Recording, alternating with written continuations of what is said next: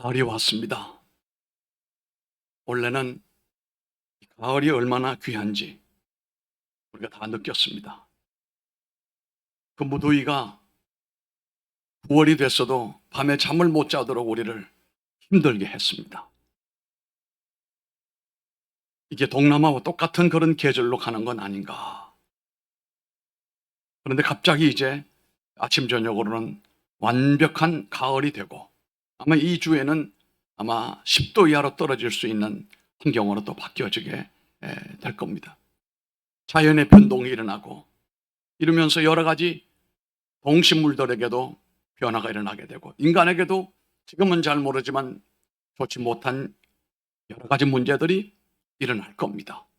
이럴수록 우리가 하나님 앞에도 겸손하게 나가는 자세가 필요하고 가을에는 그 목적이 하나 있습니다. 열매 맺어야 됩니다. 따라합시다. 봄에는 꽃이 피고 가을에는 열매 맺자. 아멘. 오늘 우리가 읽었던 이 말씀의 내용이 바로 그런 내용입니다. 가을의 상징이 뭘까요? 가을은 열매인 것입니다. 그런데 그 비옥한 시간을 가꿀 수 있는 내가 거두어 들을 열매가 없다면 심었는데 막상 거두려고 하니까 거둘 열매가 없다면 이건 정말로 기가 막힐 일이 아닙니다.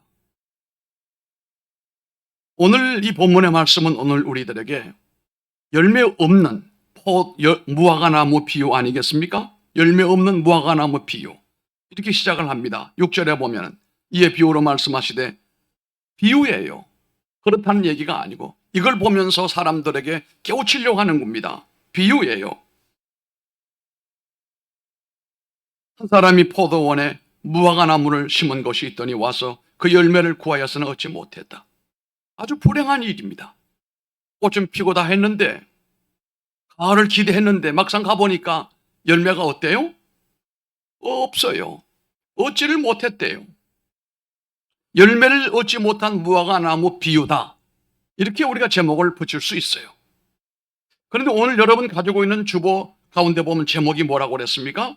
열매 맺는 가을이기를 위하여. 좀 시적으로 제가 이렇게 말씀을 올렸습니다. 열매 맺는 가을이기를 원하여, 위하여. 여러분 꼭 그렇게 되기를 바랍니다. 이 주인이 누구입니까? 주인은 하나님이세요. 열매를 찾아보았는데 열매가 없다 이겁니다. 낭패가 아닐 수가 없지요. 열매를 얻지 못한 무화과나무 비유인데요. 그러나 이 비유를 통해서 역설적으로 우리가 물어야 할 가장 중요한 질문이 있습니다. 그러면 어떻게 하면 열매를 맺을 수가 있느냐 이거예요. 열매 없는 무화과나무의 비유를 통해서 우리들에게 하나님께서 말씀하시는 것은 그렇다면 so that 어떻게 해야 열매를 맺을 수 있느냐. 그러나 우리가 어떻게 열매를 맺을 수가 있는가 하는 질문을 하기 전에 앞서서 다뤄야 될 문제가 하나 있어요. 그게 바로 왜 내 인생에는 열매가 없는가? 내 인생에는 왜 열매가 없을까? 우리가 먼저 이 대답을 하기 위해서 다시 본문으로 돌아가겠습니다. 본문, 이 열매 없었던 무화과나무는 왜 그렇게 되었을까요? 왜 열매가 맺혀지지 않았을까요? 모든 조건은 다 됐어요. 농부가 할 일은 다 했습니다. 좋은 땅이었습니다. 흐름도 좋습니다. 남들 하는 거 다 했습니다. 그런데 없다 이거예요. 이 없다라고 영어 성경은 nothing이에요. nothing. 이 nothing이라고 하는 건 하나도 없다 이겁니다. 우리말로 하면 오직에도 없다 이런 얘기지요. 그런데 그럼 왜 열매가 없었을까? 세 가지 말씀을 나누면서 우리에게는, 우리 인생에는 이런 비극이 없기를 바랍니다. 여러분의 삶에는 열매가 넘쳐나기를 바랍니다. 주님이 찾으시려고 하실 때에 열매를 내어 드릴 수 있는 여러분들이 되기를 바랍니다. 첫째는 자신의 책임을 망각했기 때문에 열매를 맺지 못한 거예요. 자신의 책임을 망각했기 때문입니다. 여러분, 무화과나무의 책임이 뭐예요? 무화과나무는 거기 왜 있어요? 주인이 땅을 파고 거름을 주고 돌보고 했던데 그 세워놓은 무화과나무는 뭐 하기 위해 세워놓은 겁니까? 하나입니다. 열매 맺어야 될 의무가 있어요. 당시 무화과나무는요, 장식용으로 쓰려고 하는 거 아닙니다. 제목으로 쓰려고 하는 거 아닙니다. 화목으로 쓰려고 하는 것도 아닙니다. 무화과나무 유일한 존재 이유는 하나밖에 없어요. 열매를 맺어야 된다는 겁니다. 여러분, 우리 인생은 왜 존재할까요? 저는 무화과나무의 존재 이유와 인생의 존재 이유가 똑같다라고 생각을 하는 사람입니다. 열매를 위해서 존재하는 겁니다, 우리도. 아멘. 예수님께서 제자들을 선택하신 이유도, 그들로 하여금 자신을 따라오게 한 이유도, 그들을 품으시고 가르치신 3년 동안의 그 모든 수고로움의 이유가 뭘까요? 열매 맺기 위함이에요. 요한복음 15장을 가르쳐서 우리가 포도나무 장이라고 말을 해요. 엄밀히 말하면 포도나무 열매장이다 라고 말할 수가 있을 겁니다. 너희는 가지니 라고 말씀하잖아요. 이 가지가 포도나무에서 떨어지면 열매를 맺을 수가 없다. 내가 너희를 택한 것은 너희가 나를 택한 것이 아니다. 내가 너희를 택하여 세웠다. 이것은 너희로 가서 열매를 많이 맺게 하려 합니다. 예수님은 인생의 목적을 열매라고 말씀을 하셨어요. 우리를 불러내시고 우리를 지금까지 인도하신 목적이 열매를 맺기 위함이라는 겁니다. 특별히 그리스도인들이 존재하는 목적, 예수 그리스도의 제자로서 하나님의 자녀로서 우리가 십자가의 복음을 깨닫고 이 땅에서 살고 있는 우리의 존재 이유, 생존의 가장 중요한 목적이 어디 있느냐라고 하는 것을 모르면 열매 없는 무화과나무가 될 수밖에 없습니다. 그것은 열매를 위해서 더 필요한 겁니다. 무슨 열매일까요? 성경에 열매라고 하는 단어를 가실 때는 항상 두 가지 측면이 있어요. 여러분 꼭 이걸 기억하시길 바랍니다. 하나는 생명의 열매인 것입니다. 재생산의 열매, 전도 열매라 이 말이에요. 내가 예수 그리스도를 받아들이고 하나님의 생명을 예수 안에 있었던 영원한 생명을 가졌다면 나를 통해서 또 다른 어떤 열매를 맺는 사람이 내 주변에 있어야 한다, 이런 말입니다. 쉽게 말씀드리면 따라합시다. 전도의 열매, 사랑의 열매. 그렇습니다. 우리가 예수님의 마지막 교훈 그것을 가르쳐서 지상명령이라고 하잖아요. 마태복음 마지막 장에서 주님이 지상명령을 말씀했는데 영어로는 뭐라고 그럽니까? Great Mission이라고 한단 말이에요. Great Commission이라고 하기도 하고. 이 마지막 명령 가운데 보면 예수님께서 제자들에게 말씀하기를 뭐라고 하느냐고 하면요, 너희는 가서 모든 족속으로 내 제자를 삼으라. 제자들에게 무엇을 부탁했어요? 제자들에게 제자 삼으라.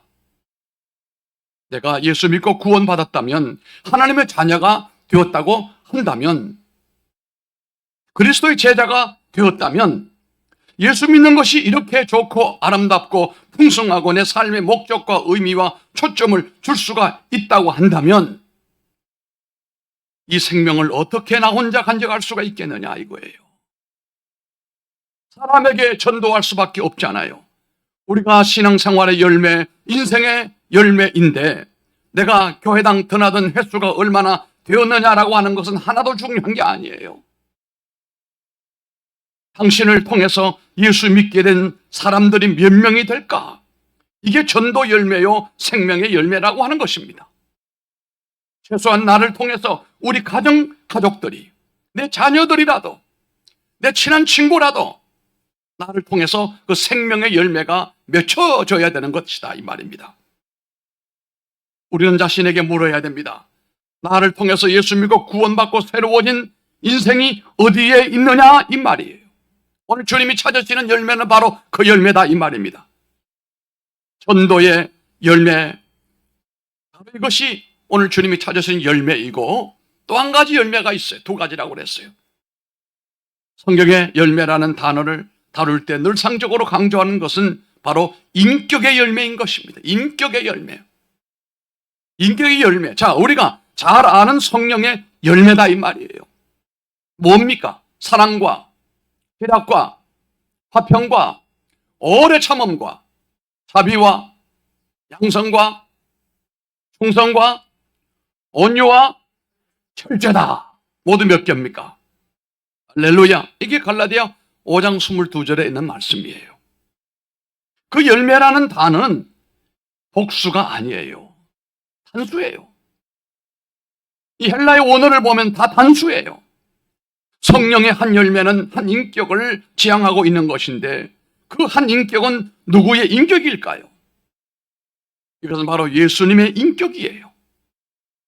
사랑으로 가득 찬 주님의 인격, 기쁨으로 가득 차 계신 분, 화평, 진정한 평안으로 그의 내면 인격을 견고하게 하는 그분, 사랑과 희락과 화평과 그리고 절대 오래 참을 줄 알았던 그분, 이러한 것들을 완벽하게 갖춘 대표적인 모델이 될 수 있었던 인격이 바로 예수님이에요.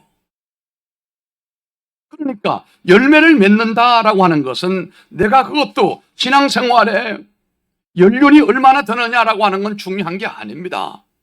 내가 얼마나 그 예수님을 닮아서 예수님의 인격에 가까운 사람이 되어가고 있는가라고 하는 것입니다. 이 시간 자신에게 엄숙하게 여러 번 물어보시기를 바랍니다. 예수님을 얼마나 더 내가 닮아야 할까? 아직도 더 닮아야 될 부분이 어떤 부분이 있느냐? 작년하고 비교해서 한번 생각해 보시기 바랍니다. 사도 바울의 권면처럼 그리스도의 장성한 분량에 이르도록 내가 얼만큼 영적으로 성숙했느냐라고 하는 것은 내 인격에 얼마나 변화가 있었느냐 이 말이다 이 말입니다. 그게 열매라는 말씀이에요. 이 가을의 결실의 계절에 여러분 제가 자기 자신에게 진지하게 물어야 할 질문이 바로 이 열매라고 하는 것입니다. 이 본문에 나타난 이 무화과 나무를 보면 무화과 나무는 어디에 심겨졌습니까? 포도원에라고 했어요. 포도원에. 이스라엘 땅, 이 팔레스타인 땅에 가보면은 대부분 사막이에요. 우리처럼 비옥한 땅이 거의 없어요. 몇 군데를 제외하고는. 그런데 이스라엘에 그런 곳인데도 불구하고 그런 곳 가운데는 대부분이 포도원이 상당히 많아요. 포도나무, 무화과나무 이런 것들을 심어서 그런데 포도원은 사막지대이긴 하지만은 그래도 팔레스타인 땅 안에서는 그래도 가장 좋은 비옥한 땅을 선택을 해가지고 거기에다가 포도원을 무화과나무를 심은 거예요. 그러니까 이 포도나무와 무화과나무는 좋은 포도원, 좋은 땅에 심겨진 거예요. 그렇다면 좋은 열매를 맺어야죠. 이건 뭘 얘기하는 겁니까? 포도원에다가 이 감람나무를 심었다라고 하는 건 좋은 땅에 심었다라고 하는 것은 여러분 특권이에요. 여러분 하나님의 특권을 여러분들이 가졌다라고 믿으시면 아멘 하시기 바랍니다. 그래도 좋은 땅을 선택하여 거기에 여러분을 심어 놓으신 거예요. 그러면 좋은 땅에 심겨졌으면 좋은 열매를 맺어야 하지 않습니까? 제가 왜 이 얘기를 하는지 아실까요? 여러분 이스라엘 백성들의 누리고 있었던 가장 놀라운 특권 중 하나가 뭔지 아십니까? 그것이 바로 선민의식이에요. 우리가 하나님의 택한 백성이다 라고 하는 겁니다. 나는 선택된 백성이고 이스라엘의 백성이 되었다. 신약에 보면은 그리스도인들을 향해서 우리가 베드로전서에 보면은 너희는 왕같은 제사장이요 그가 택하신 족속이요 그의 소유된 백성이다. 이건 놀라운 특권 아닙니까? 우리가 하나님의 자녀로 하나님의 백성으로 선택을 입었다라고 하는 것은 특권을 받았다는 얘기예요. 중요한 것은 그러나 이 선택은 분명히 특권인 것은 사실이지만 이 특권에는 항상 책임이 따른다는 사실이 있어요. 좋은 땅을 선택하여 거기에 포도나무를 심고 또 거기에 무화과나무를 심었다면 거기서 제대로 된 열매를 맺을 줄 알아야 화답하는 거 아니겠습니까? 제대로 된 열매를 그 열매가 뭐냐고 말하면은 하나님이 나를 선택해 주셨다면 이건 어마어마한 특권인데 놀라운 특권인데 그렇다면 이 특권에 합당하는 책임을 다하고 있어야 한다는 말이에요. 말로만 내가 하나님의 선민이다라고 하지 말고 그 선민으로서의 책임을 할 줄 알아야 된다 이겁니다. 열매를 맺는 이 책임을 다하고 있지 아니하면은 실망스러운 것이란 말입니다. 우리는 하루하루를 때우면서 존재만 하고 있는 인생이 아닌지 모르겠어요. 새끼 밥만 먹고 그냥 그렇게 달력만 한 장씩 띄고 넘어가는 사람인지 모르겠어요. 아니면 하나님의 택한 백성으로, 선한 하나님의 구별된 백성으로, 하나님의 은총을 입은 사람으로서 멋진 일을 하면서 한 달을 보내고 또 한 달을 보내고 있는 사람인지 말이에요. 자, 왜 이 포도나무가 열매를 맺지 못했을까요? 자신의 존재 이유를, 자신의 책임 자체를 망각해버리기 때문이에요. 나는 왜 존재하느냐? 요즘 우리 세대는 책임지지 못하는 사람들이 너무도 많아요. 장가 들어놓고 시집은 가놓고 한 가정의 아버지가 되고 어머니가 되었음에도 불구하고 가정을 책임지지 않는 사람들이 너무도 많아요. 그래서 아이들이 뛰쳐나가는 겁니다. 하나님 앞에 손 들고 서약해놓고 임직받을 때 여러분 생각해 보세요. 만약에 서약을 해놓고 난 다음에 서약대로 안 하게 되면 그건 범법자예요. 여러분 임직받을 때 서약한 것이 무엇인지 잘 보세요. 그대로 만약에 안 했을 때는 당회를 통해서 그 사람을 책벌할 수가 있어요. 왜요? 하나님과 사람 앞에서 손을 들고 서약을 해놓고 예라고 했는데 그것을 시행하지 않았을 때는 벌을 받아야죠. 여러분 이 책에는 그게 있어요. 예배 모범에 보십시오. 예배는 이렇게 드립니다. 이렇게 하지 못할 때는 벌을 받아요. 예배 모범에 의하여 예배를 중히 여기고 예배를 하나님 앞에 잘 드리겠습니다. 믿느냐 했을 때 네라고 했으면 그대로 해야 된다. 그게 뭐예요? 책임이단 말이에요. 책임. 공동체 생활할 때도 마찬가지입니다. 교회 생활할 때도 마찬가지입니다. 재직이 되어놓고도 아무런 책임도 감당하지 않는다면 이게 바로 무화과나무, 열매 없는 무화과나무예요.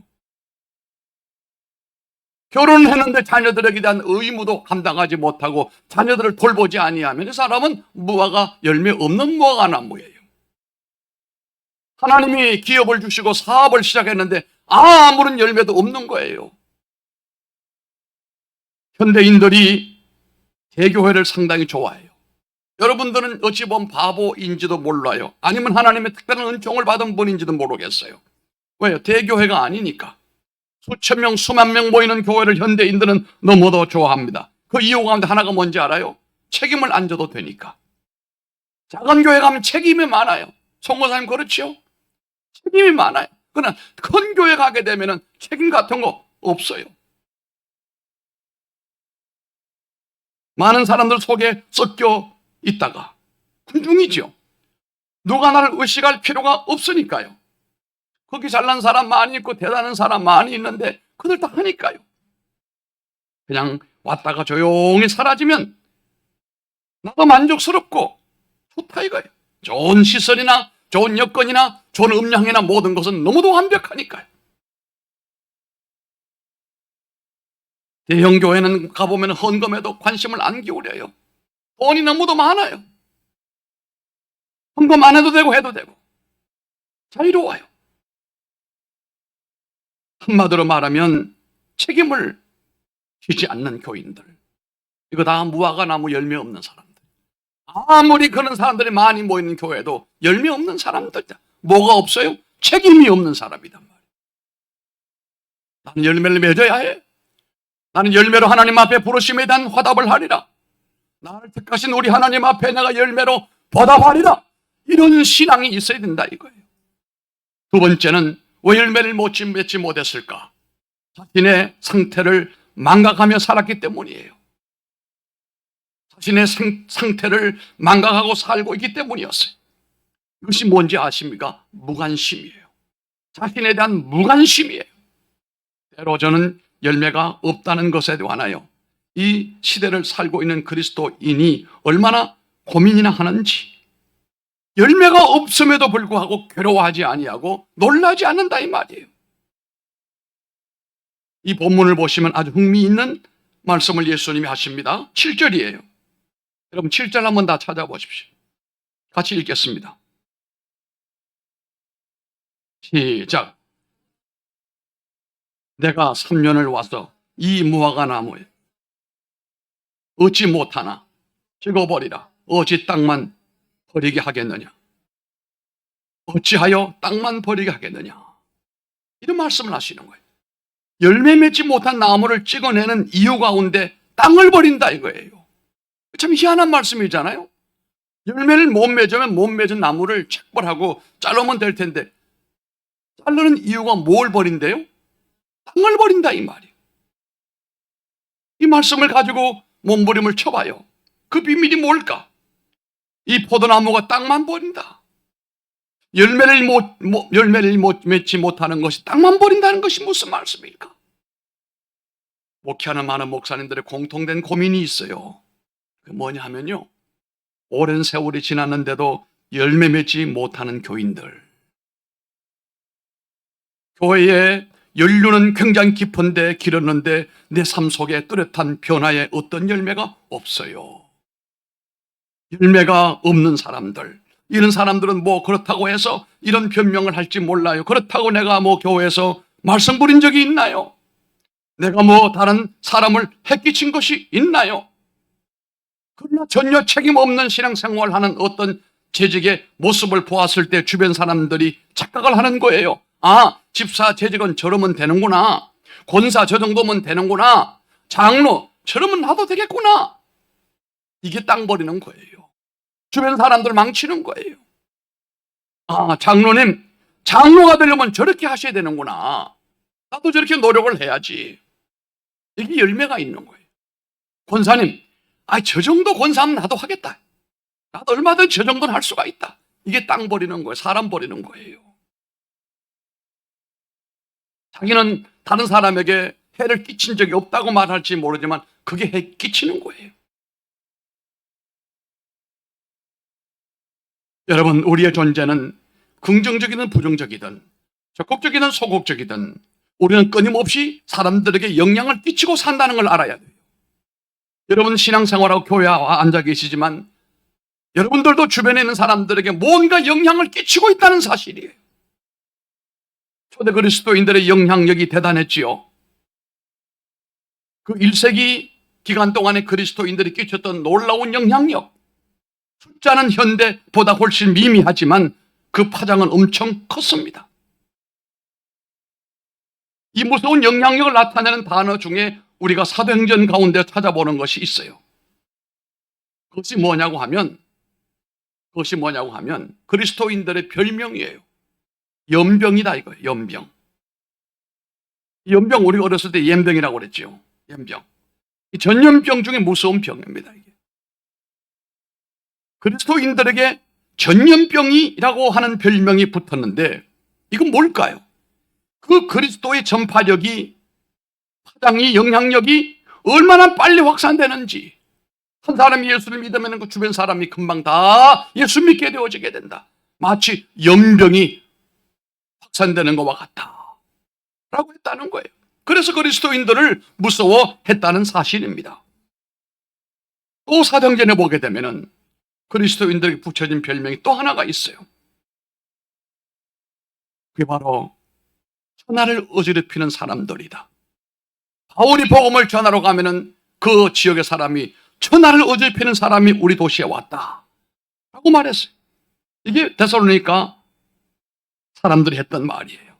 바울이 들어가서 복음을 전했더니 했던 말이에요. 천하를 어지럽히는 사람이 왔다.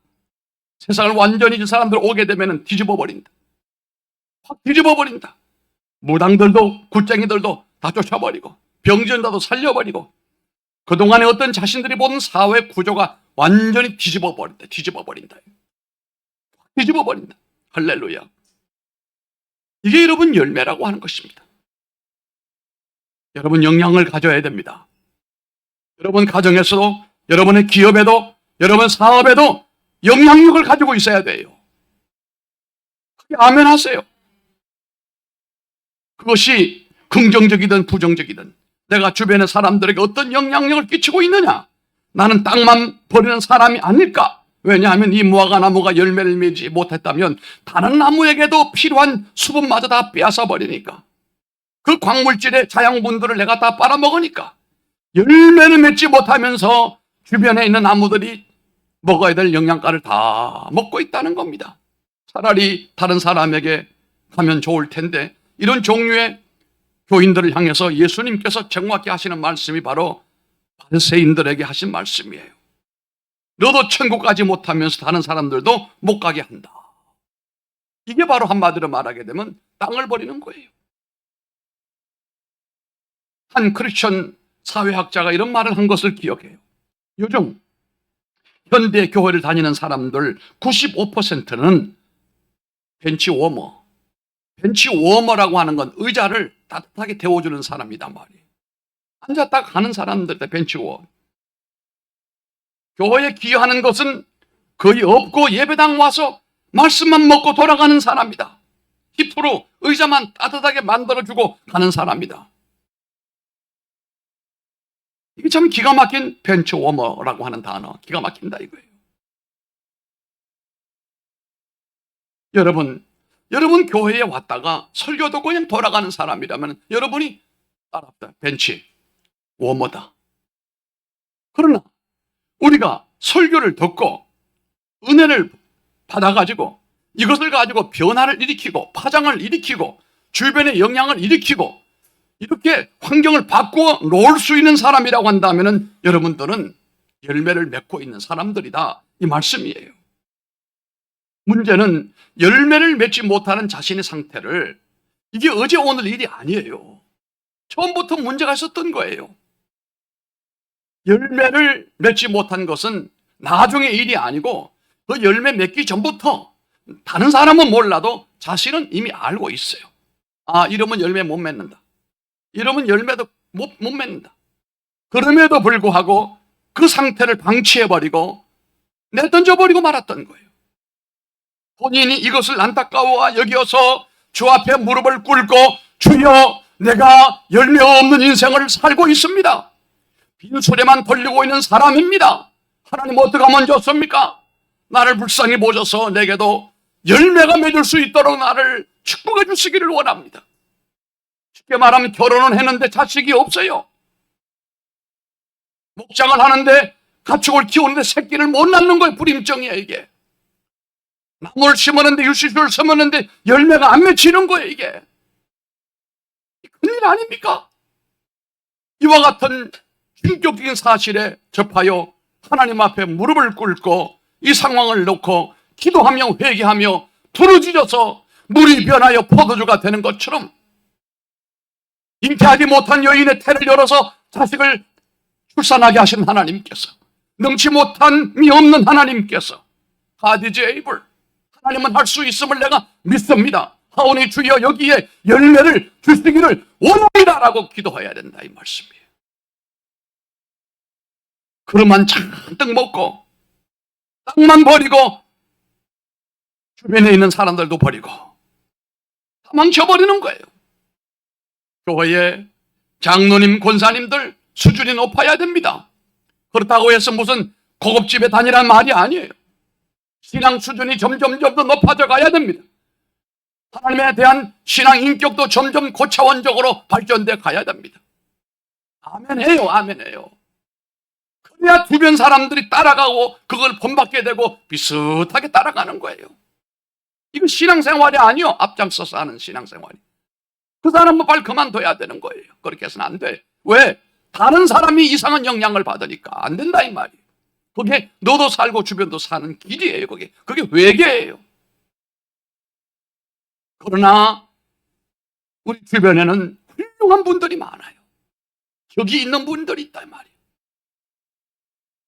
품격이 있는 분들이 있어. 신앙에 정말 하나님과 교통하면서 하나님과 거닐면서 하나님의 뜻을 받들어 드리면서 그 뜻을 이루어 드리면서 교회를 섬겨가는 가운데도 성도들에게 정말 아름다운 본을 보여주고 하나님 앞에서 복을 받는 모습도 사람들에게 보여주고 그가 어려움을 겪을 때 어려움을 이겨내는 모습도 보여주고 그가 교회 안에서 성도들의 손을 붙잡아주고 연약한 사람들에게 용기와 격려를 주고 교회 바깥에도 어려움을 겪는 사람들을 도와주고 그들을 붙잡아 세워주고 그 사람이 속된 말로 말하면 그 지역의 유지가 되어야 되는 거예요. 예전에는 한국교회, 장로교회가 왜 잘 되느냐? 그분들이 다 유지에 동네고 면회고 군이고 다 지역에. 그분들이 그런 일을 하는 거예요. 그분들은 교회에서만 장로님들이 아니에요. 그 지역의 장로님이에요. 존경스러운 분이었어요. 그런데 오늘날의 장로님들은 그렇지 않은 분들이 너무도 많아요. 거짓말하고 사기치고 가정도 돌보지 아니하고 교회도 돌보지 않고 뭐하고 돌아다니는지. 이게 열매 없는 무화과 나무다 이거예요. 저도 죽고 주변도 죽이는 사람이기 때문에 대책이 뭡니까? 뽑아버려라. 잘라버려라 이거. 잘라버려라 이거. 이런단 말이에요. 또 한 가지가 있습니다. 왜 이렇게 열매를 못 맺었을까? 자신의 위기를 인식하지 못했기 때문이에요. 자신의 위기. 11절 한번 우리 고린도전서 11장에 보시면 성찬식 얘기가 나와요. 제가 성찬식을 하면서 이 본문의 내용을 잘 읽지 않아요. 사실 읽어야 되는데. 은혜로운 성찬식인데 성찬식에 성찬을 잘못하는 사람에 대하여 그냥 나는 건너뛰어요. 다음번에는 건너뛰지 않겠습니다. 왜냐하면 성찬을 잘했을 때는 한량없는 하나님의 은혜이지만 성찬을 잘못하게 되어졌을 때는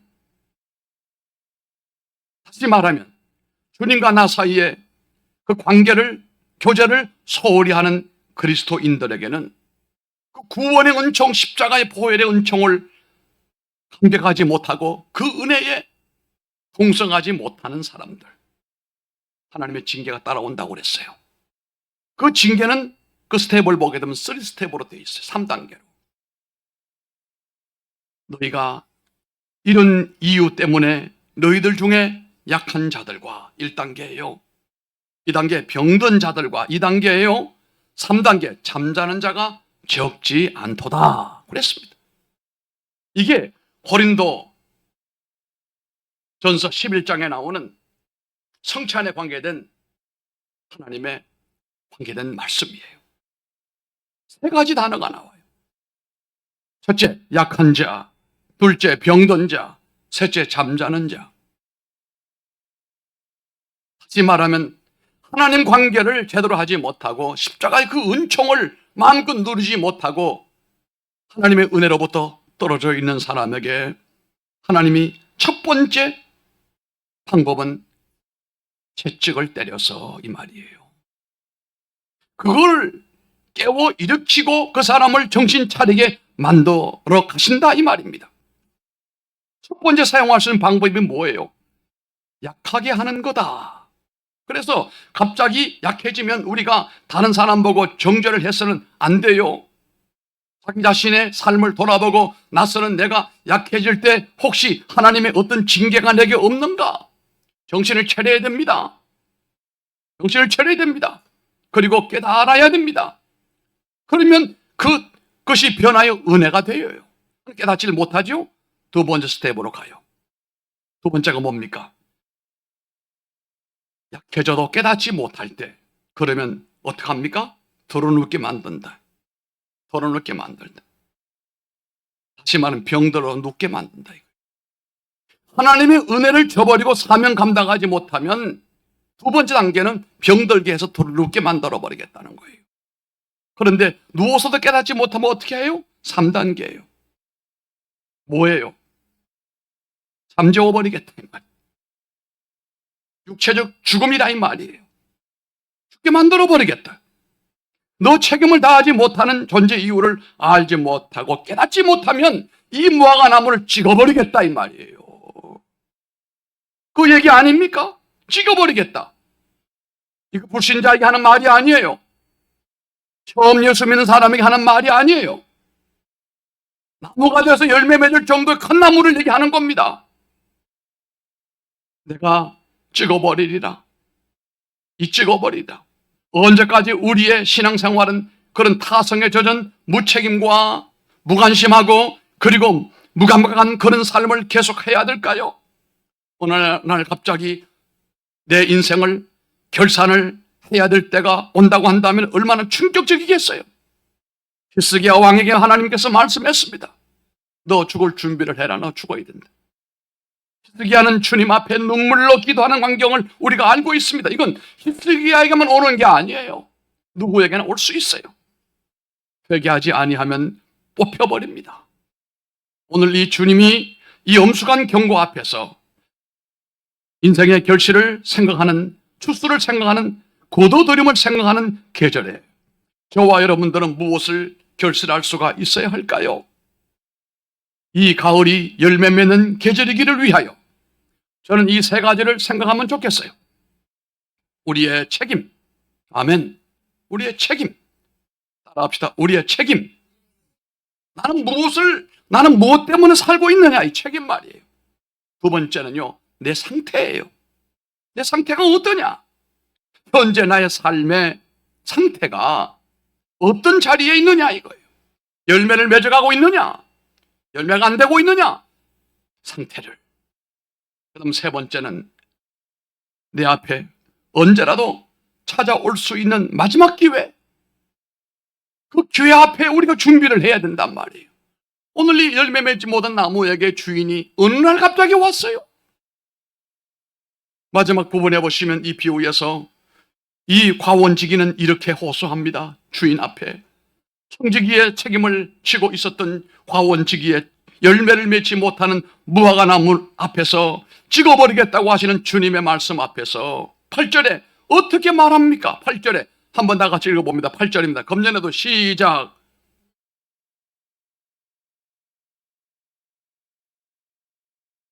예. 이 금년에도 그대로 두소서. 이렇게 우리가 번역된 것을 보았는데요. 이걸 우리가 한 말로 하면은 이건 점잖게 표현한 말이고, 우리가 와닿는 말은 뭐냐고 하면요. 금년 한 번만 봐주세요. 이 말이에요. 한 번만 살려주세요. 이 말이에요. 이번 한 번 끝나고 난 다음에는 마음대로 해도 되지만 한 번만 기회를 주세요. 한 번만 기회를 줘도 되는 사람이 누굽니까? 앞에서 말했던 이 문제가 해결되는 사람이에요. 그러나 해결되지 않은 사람은 내년에도 똑같아요. 한 번만 봐주세요. 한번 따라합시다. 주여, 금년에 한 번만 봐주세요. 한 번만 더 기회를 달라 이 말이에요. 내가 두루 파서 걸음을 주겠습니다. 그 후에 만일 실과를 맺지 못하게 되면 그냥 찍어버려도 좋습니다. 그런데 원래 한 번만 봐주세요. 여러분, 이게 바로 시한부 인생이라고 하는 겁니다. 한 번만 우리가 하나님 앞에 기회를 얻고 있는 사람들이에요.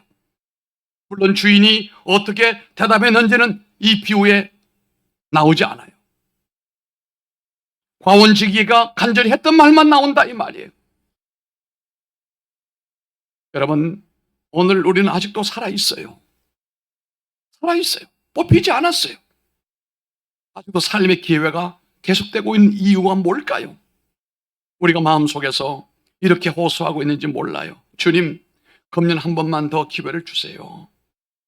그러나 이때쯤 되면 많은 분들이 이런 결심을 합니다. 제가 내년에는 잘할게요. 여러분, 내년이 아니에요.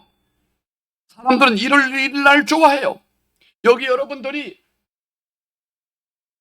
1월 1일 날 새해를 맞이할 때 기도문을 만들어서 하나님 나의 기도를 들어주세요. 교회를 위한 기도 제목, 가정을 위한 기도 제목, 자신을 위한 기도 제목을 다 적어서 성우 영신 예배 때 제게 전달해서 내가 1년 동안 일 붙들고 기도를 하고 있어요.